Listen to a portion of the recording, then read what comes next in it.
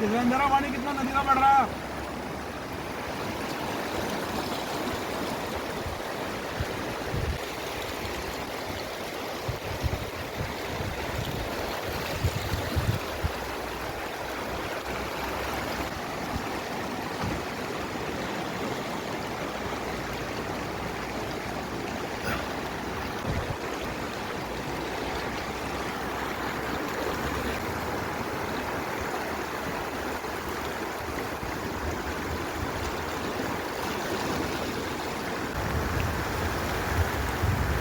नमस्कार, मैं चंद्रशेखर जोशी। देवभूमि टुडे में आपका स्वागत है। मानसूनी बारिश ने चंपावत जिले के समूचे पहाड़ी क्षेत्र को तरबतर कर दिया है।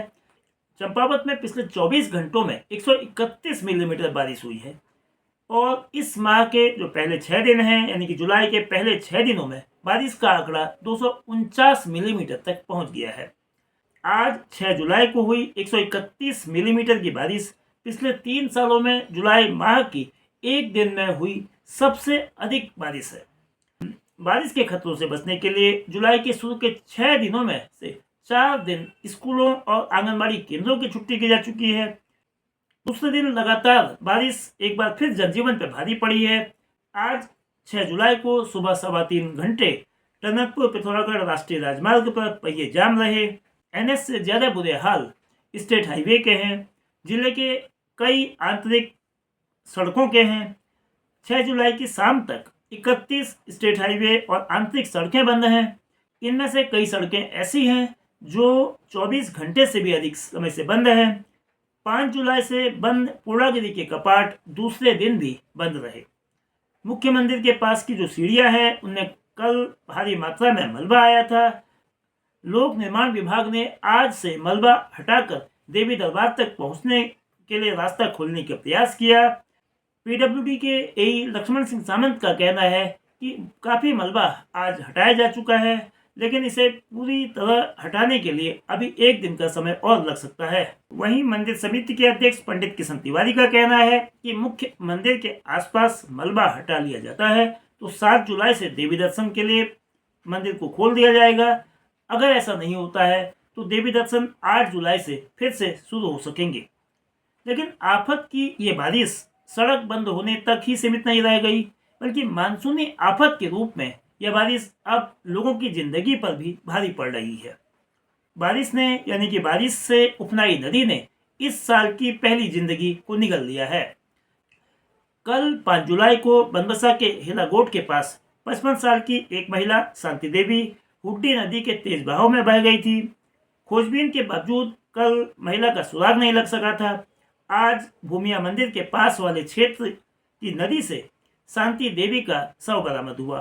कल 7 जुलाई को मृतका के परिजनों को आपदा राहत राशि के रूप में भले ही 4 लाख रुपए दे दिए जाएंगे, लेकिन ये रकम किसी की जान की भरपाई कतई नहीं कर सकती है।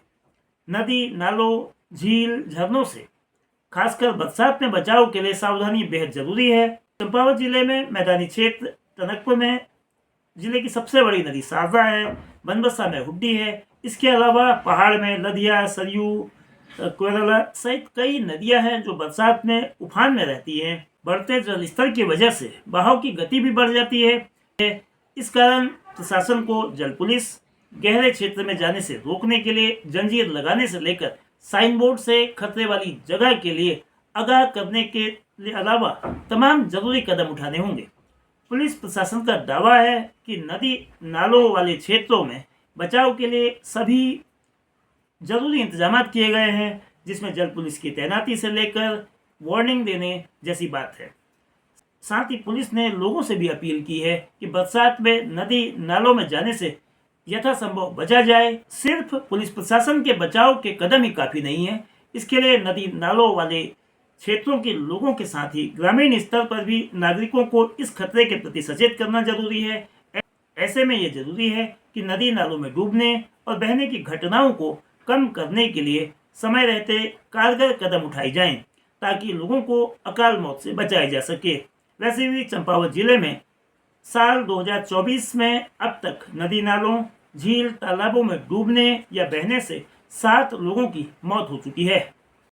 पास हाई अलर्ट आया था 3 दिन का। हमने एहतियातन जो है सारे आंगनबाड़ी केंद्र और विद्यालय जो हैं वो बंद कर दिए थे। अभी तक की हमारे पास जो प्राप्त सूचनाएं हैं, जनपद के जो हैं सभी मुख्य मार्ग जो हैं वो इस समय खुले हैं और आवागमन सुचारू रूप से चल रहा है।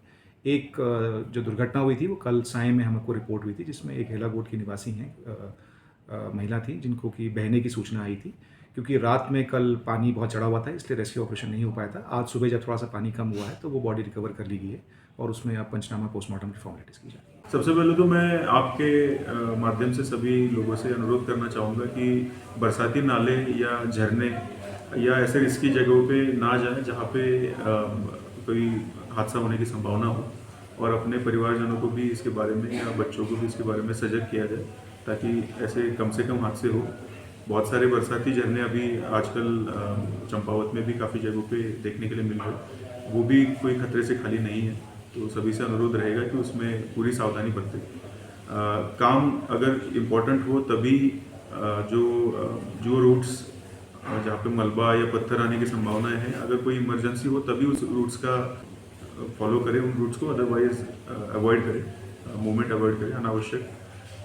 तथा पुलिस द्वारा ट्रैफिक नियमों के बारे में जो भी, या ट्रैफिक सेफ्टी के बारे में और रूट के सेफ्टी के बारे में जो भी दिशा निर्देश आपके लोकल थाने में या ट्रैफिक ड्यूटी द्वारा दिए जा रहे हैं उसका अक्षरशः पालन करें।